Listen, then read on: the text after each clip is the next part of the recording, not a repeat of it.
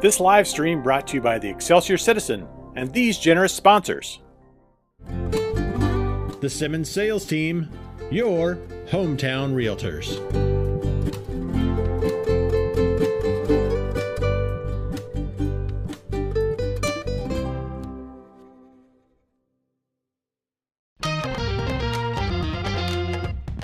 Our Excelsior Springs Hospital, where better care is right in your backyard.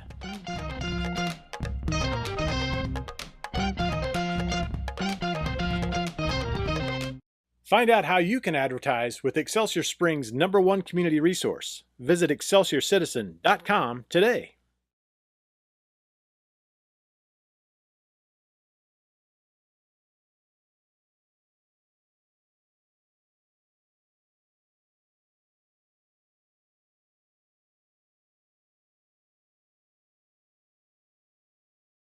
All those in favor? That passes 7-0. We're all in attendance. This time, will you join me for the Pledge of Allegiance? I pledge allegiance to the flag of the United States of America and to the republic for which it stands, one nation, under God, indivisible, with liberty and justice for all. All right. This time, I'd entertain a motion to adopt the consent agenda. So moved. Second. First by Troy, second by Jill. All those in favor? That passes 7-0.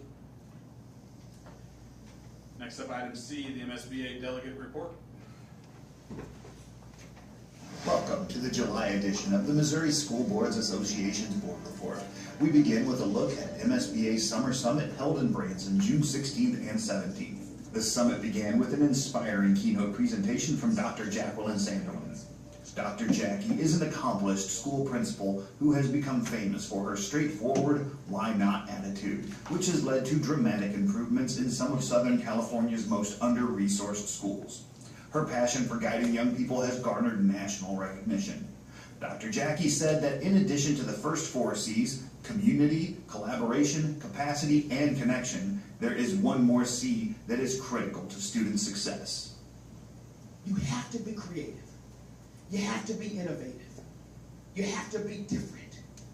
You have to think about how do we recreate what we've done to make something fresh and new happen, because we are serving scholars who are innovative. They were born into innovation. They don't even know what we did. They don't think the way we did. They're going to have jobs that have not even been created yet.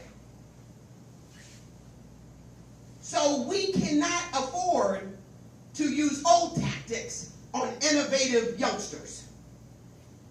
Not only that, innovative young people who are working around with us. We have to be brave enough to say we got to do something different. Because if we're not creative, we're going to lose the first 4 C's. The Summer Summit also featured an awards luncheon recognizing outstanding students such as the 2023 statewide Belcher Scholarship winner Chantal Agbefun of Republic High School. The luncheon was also an opportunity to celebrate board members who have achieved additional levels of board certification beyond the basic state requirement levels and have achieved the designation of advanced, master, or distinguished certified board member. At the conclusion of the summit during the delegate assembly, Ruth Johnson of the Raymore Peculiar School District was sworn in as president of the Missouri School Boards Association after serving as president-elect for the past year. She told board members attending the summit, it's important to understand the challenges our schools face right now, but it's also important to celebrate accomplishments. As we look ahead into this next year, we will face many of the same challenges that we've had in recent times. We must, however, look forward, be better, and focus on our why. MSBA state officers elected during the delegate assembly meeting held at the summit include President-elect Patty Quessenberry of the Ozark R6 School District and Vice President Jonathan Russell of the Neosho School District. As the summit concluded, Senator Carla Esslinger delivered a resolution originating from the Senate floor recognizing the outstanding contributions of outgoing MSBA President Ray Murphy. Every once in a while, you have an opportunity to recognize leadership and to recognize people's contribution and just the giving nature of time and resource and energy for something that obviously you're not paid for, but because it matters to the heart and it matters to the children in his district and across the state. And I want to say thank you so much for your leadership. MSBA's positions on state and federal education issues are determined by the Delegate Assembly that will be meeting this coming November. If your school board has a position statement on an issue you would like to submit to the Advocacy Committee for consideration, you can do so this summer. The Advocacy Committee reviews those proposals and makes recommendations to the Delegate Assembly that determines MSBA's positions on issues. Those position statements express to legislators, policymakers, the public, and the media where MSBA stands on issues affecting public schools. Be part of the process by reviewing the current positions, discussing them with your fellow school board members, and proposing changes. Delegates will vote on proposed changes at the Fall Delegate Assembly this November in Kansas City. Registration will be open starting July 10th for the 2023 MSBA Annual Conference in cooperation with the Missouri Association of School Administrators and the Missouri Association of School Business Officials, to be held November 2nd through the 4th in Kansas City. The event will once again feature numerous breakout sessions and workshops, many presented by school leaders from districts throughout the state, along with a lineup of general session speakers you won't want to miss. That's it for this month. Thanks for allowing us to have some time at your board meeting, and we'll see you in August for the next MSBA Board Report.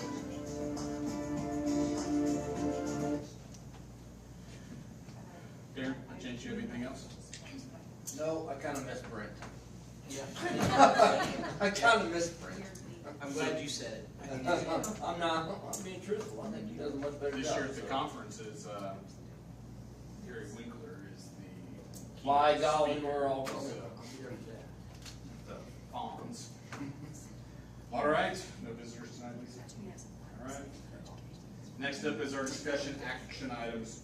First up is the 23-24 convocation. Dr. Tom. I just wanted to invite everyone on the board to be able to come to convocation. We're going to start breakfast. It's going to start serving at 7:30 that morning. You're welcome to come and have breakfast with us. We're going to start the actual first session at 8:30 with all staff. So we'd love for you to be able to attend and sit out with the audience, and we'll just recognize you real quick, so ask you guys to stand up and make it very simple. What's that? What day? It's on Friday, August 18th. Breakfast starts at 7:30. The meeting starts at 8:30. So there's plenty of time in there to grab breakfast. So we'd encourage you to come during that time. We're going to keep it pretty short and sweet. I think one of the things we talked about is what staff, it's really about welcoming staff back, a fresh start to a school year. And one of the things we don't want to do is just go on and on. We want to recognize people with their service awards and some people who were recognized last year to get them some recognition. But most of all, what we want to be able to do is get people started, going and get them out of there too. I don't think they want to sit and listen to me talk. Right. It's in the pack, correct. So it'll be, high school commons will be where the breakfast is served. So Airmark's going to provide that for us this year. No flapjacks. No flapjacks. I think it's going to be biscuits and gravy, eggs and bacon is my guess. We don't know yet.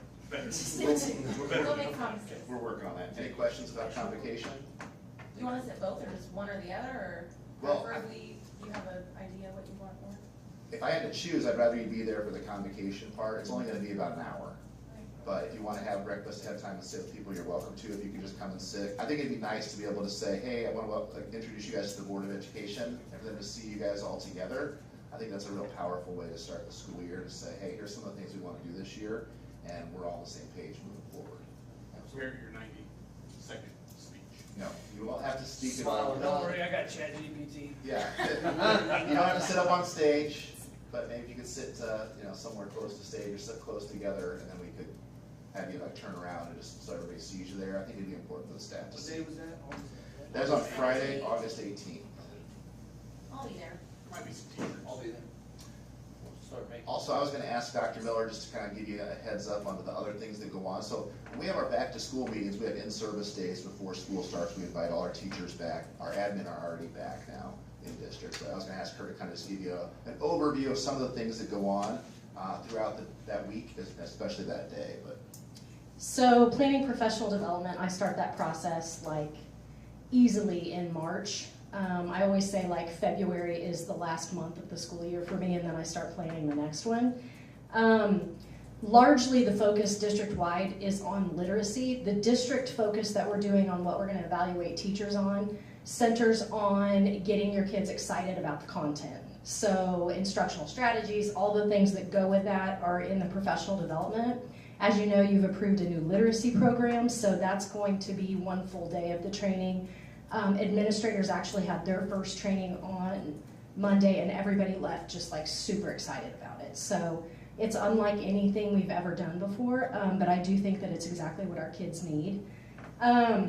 We also have a new assessment program that's going to provide some training, so it'll be easier for me.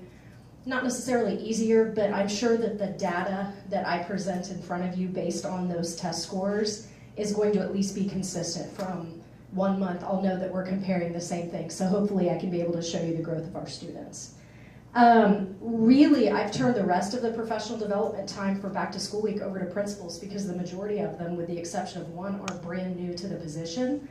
We have a ton of assistant principals that are new to the position. So want to be really, really aware of just allowing them to get to know their staff and start building those relationships. In addition to the professional development that I usually do, I'm really proud of the work that our PDC, our Professional Development Committee, has done. With the addition of career ladder hours, you're also responsible to provide opportunities for teachers to get their career ladder hours. So we kind of have a four-pronged system. And just so you guys know, I know I've said this before, but Excelsior Springs is known in the Kansas City area for providing the best professional development in the area. Part of the reason that we're known for it is we're unique and we're innovative in the way we approach that. A lot of sessions, actually for the first time, we're going to have administrator-led things. So like your cabinet members are actually going to be working with teachers and providing book studies and things like that for them to be a part of that are real district focused. We broke it up into kind of some fun ways to get extra hours. They all have to be outside contract hours, so we had to get a little creative. We're offering Saturday school, so I know that's like a good throwback to the 80s, but teachers can come in and eat breakfast and then spend a half day for, I wanted to call it the breakfast club, but none of the teachers had any idea what that was. Like Saturday, I know, they didn't know what that was, and so we had to go with Saturday school. We've got after school sessions, and I try to take every opportunity I can to invite our community members to be a part of this. So I've already reached out to like Mid-Continent Public Library and some of those people to provide a session with how students could better utilize their stuff for research strategies and incorporate that into their lessons.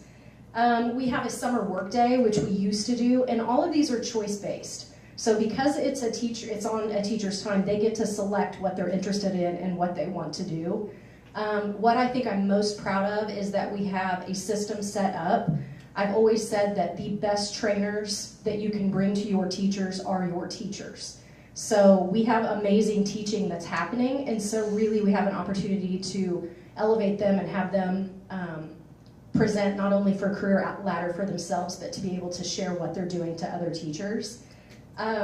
Just really exciting, I think, for some of the things that we're doing. Like I said, it's been a challenge to try to come up with that many hours. Most teachers have to come up with 100 hours in order to qualify for the stipend, and I'm excited for that. We're going to be adding sessions all the time, so I can't wait to see what Mr. Ruby's going to provide to his staff. You guys are all welcome to teach a session with teachers. If you want to throw a Saturday school together, I'll help you every step of the way, and I'll give you a speaking part, Darren, if you'd like one. I'd be eager to learn from you, buddy. Get it. Okay, yeah. I'm just going to share a resource, and you probably already know about this. Dr.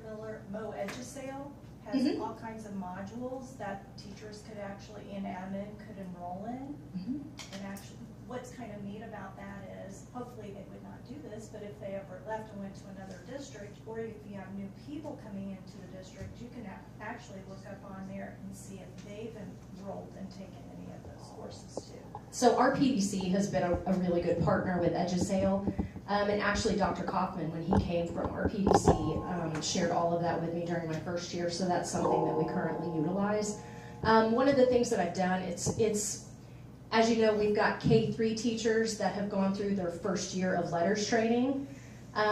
if you are new to our district, I'm not putting you through the first year. I'm going to get everyone through their second year before I start a next cohort. So I've worked with a company to try to get some professional development courses just to give them a really good overview of the science of reading and kind of the new shift to literacy.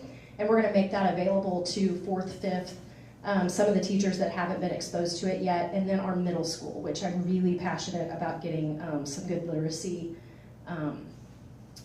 resources to our middle school. So, yeah, thank you. Yeah, there's an updated one on CFAs too.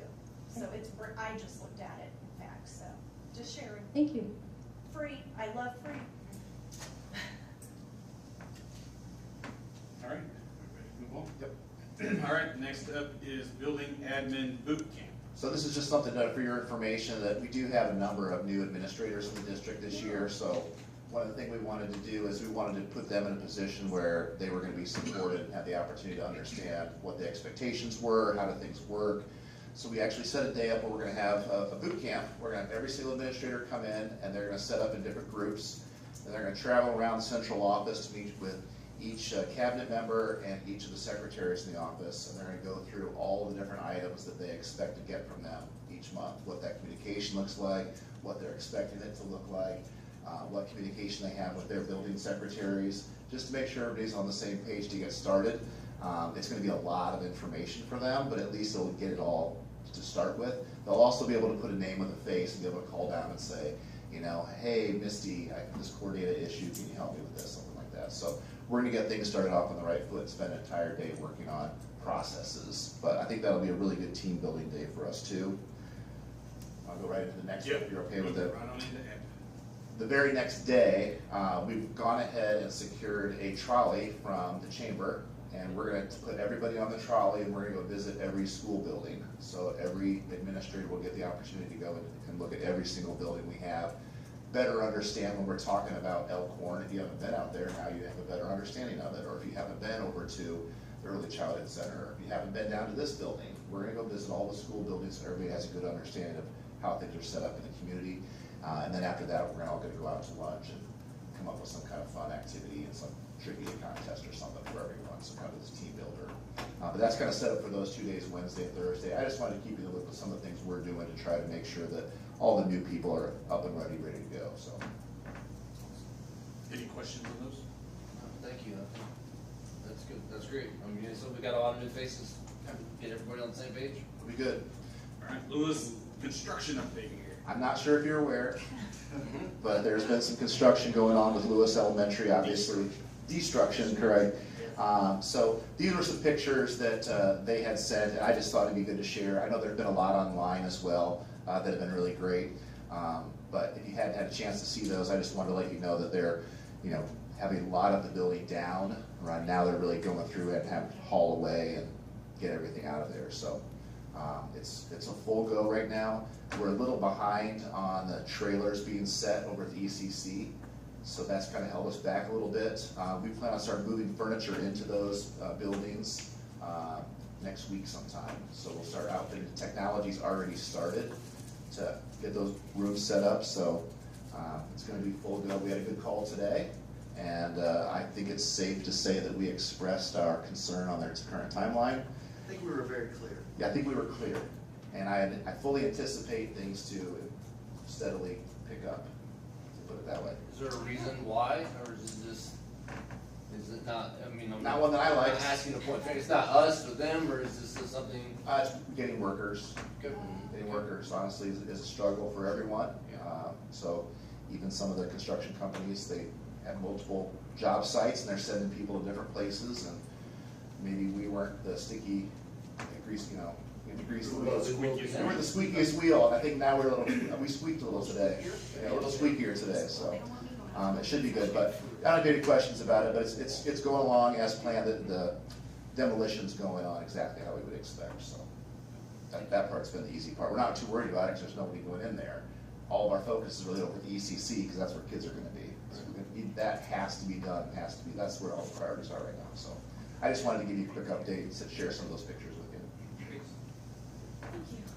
All right, next up is approval of letters stipends. Dr. Miller. Okay, oops. All right, more about literacy.